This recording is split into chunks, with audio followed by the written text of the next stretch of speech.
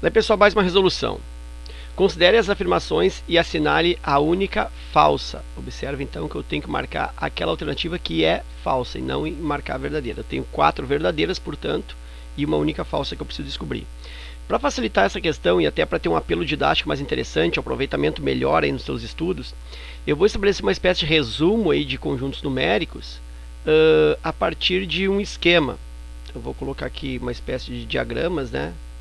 Por aí com os conjuntos. Aí eu vou completar então esses conjuntos a partir desse desenho, a partir dessa figura aí. Então eu vou colocar assim, ó, começando aqui pelo menorzinho deles, aqui por dentro, ó, eu tenho o conjunto dos números naturais. Então isso aqui são os números naturais. Quem são os naturais? Bom, os naturais do 0 em diante, né? Números inteiros, positivos, inclusive o 0 até o infinito. Então, tipo 0, o 1, o 2, o 3, o 4, o 5, o 6, o 7, o 8, o 9, o 10, o 11, o 24 e por aí vai, os números naturais. Ampliando-se os naturais, o que se obtém? Se obtém o conjunto dos números inteiros, conjunto Z. Aí tu observa que os números naturais estão todos dentro do conjunto, o conjunto dos naturais está dentro do conjunto dos inteiros, está contido nos inteiros. Eu posso escrever isso, né? Que o conjunto dos números naturais, pela figura observa, ele está contido no conjunto dos números inteiros, ok? E essa parte aqui por fora, aqui, então, ficaria os negativos, né? Menos 2, menos 5, menos 8. Por quê? Porque são inteiros, mas não são naturais. Ampliando-se ainda mais o conjunto dos números inteiros, o conjunto Z, eu tenho aí o conjunto dos números racionais. Então se dá pela ampliação aí, principalmente do que? Dos números no formato fracionário, das frações. Então aí eu tenho para o conjunto dos racionais todos os números que são fracionários ou que podem ser representados por fração. E aí entram os naturais e os inteiros. Observa que os naturais e os inteiros estão dentro, né, dos racionais. E essa parte de fora aqui dos racionais ficaria para as frações propriamente ditas, né, ou números que podem ser representados em fração. Então aqui, ó, 2 terços. Aqui, por exemplo, 0,7, que eu posso escrever 7 sobre 10.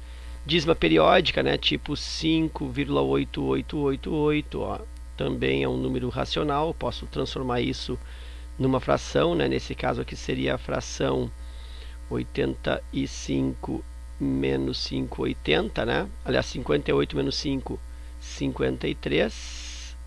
53 nonos. Se eu dividir 53 por 9, eu vou obter aí 5,888, tá?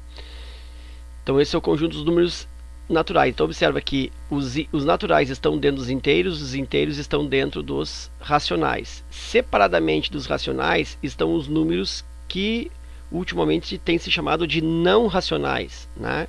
Que até pouco tempo então se afirmava sempre como sendo os irracionais. Então eu vou colocar um símbolo, também não, já não está sendo tão adotado esse símbolo I para irracionais, mas enfim. Então aqui o conjunto dos irracionais. Quem são os irracionais? São aqueles que não são racionais. Observa aqui, vou colocar aqui, os racionais é um conjunto bem importante, tá? O conjunto dos números racionais que tem como símbolo o Q, aí tem uma perninha aqui no Q, para diferenciar justamente da letra Q. E aí são quem? São as frações ou os números que podem ser representados, podem ser representados como fração. Então às vezes tu olha para o número, ele não é uma fração, mas tu consegue transformar em fração. Por exemplo, 4,5 não é uma fração, mas eu posso falar que é 9 meios. 9 dividido por 2 dá 4,5. Então 4,5 é um número racional, mais ou menos isso. O número 7,222, 7,2222, não é uma fração, mas eu posso representar isso como sendo 72 menos 7, 65 nonos. 65 dividido por 9 dá 7,222 e assim por diante. Então, todo número que não é fração, mas pode ser representado como fração, também é racional, além das frações. E os irracionais, então, são aqueles que não podem ser representados na forma de fração. Basicamente, esses irracionais, a fonte maior, vamos dizer assim, a mais significativa, são as raízes inexatas, raízes quebradas, raízes inexatas. Por exemplo, raiz quadrada de 2, raiz quadrada de 3, raiz quadrada de 7, raiz cúbica de 4. Raízes inexatas são irracionais. Também são irracionais as dízimas não periódicas, por exemplo, 6,45014 e por aí vai. Ó. É uma dízima que não tem período, não tem repetição. E ainda eu posso colocar também o número π, que é um clássico representante dos irracionais. Também a constante de Euler, né, número de Euler, número e. Também aí logaritmos inexatos, por exemplo, logaritmo de 5, que é inexato. Também algumas grandezas trigonométricas, por exemplo, seno de, sei lá, de π sobre 7.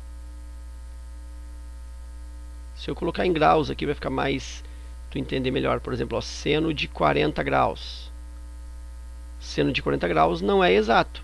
É um número do tipo 0, alguma coisa, mas é um número quebrado e é um número com infinitas casas decimais sem repetição, não é dízima periódica. Tá? Então eu tenho alguns exemplos, mas para irracionais o clássico aqui, ó, o representante maior é ou são as raízes inexatas. Bom, quando eu tenho então os números que são racionais, que podem ser representados como fração, os irracionais que não podem ser representados como fração, e faço a união disso, eu junto esses dois conjuntos, aí eu obtenho um novo conjunto, que é o conjunto dos reais. Então essa linha aqui, deixa eu colocar aqui, ó, essa linha aqui, ó, esse conjunto que eu estou marcando aqui, ó, de vermelho. Então, esse conjunto aqui, que é a união dos racionais com os irracionais, esse conjunto, então, são os reais. Então, isso aqui, ó, esse conjunto reais, que nada mais é que a união dos racionais com os irracionais, ok? E aí então entram todos os números que foram apresentados até agora são reais. Mas aí tem alguma coisa que não é real, que justamente está nessa borda aqui, ó. Esses números que estão por fora aqui dos reais, ó, não são reais. Então esses números não são reais. E quem são esses números que não são reais? Bom, basicamente dois tipos que não são reais. Raiz de negativo com par, vou botar assim, ó, raiz de negativo com par, com índice par aqui, ó.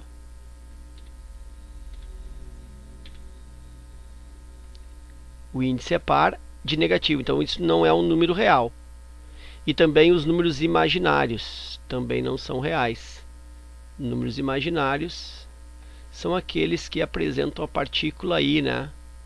Por exemplo, 2i, menos 5i, 7,4i. Então, vou botar aqui, 7,4i. Então, tem a partícula i, tem o izinho do lado. Então, esses números imaginários também não são reais. Mas esses números pertencem a um novo conjunto, a um outro conjunto que é o maior de todos, onde todos, inclusive, estão inseridos, que é o conjunto dos números complexos. Então, aqui, ó, eu tenho por fora o maior de todos, conjuntos complexos, onde todos os números são complexos, inclusive os reais.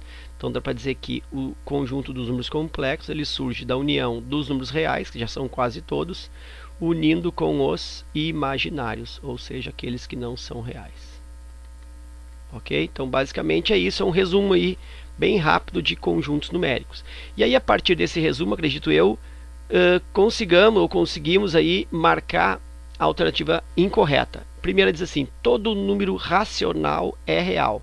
Sim, né? Os racionais estão aqui, ó. Esses aqui são os racionais. Observa que eles estão dentro dos reais. Olha só, os reais, isso aqui, ó, é o quadro vermelho. Então os racionais estão dentro do grupo dos racionais. Portanto, isso é verdadeiro. Todo número irracional é real. Mesma coisa, os irracionais estão aqui, ó, nesse outro quadro. Também são reais, ok?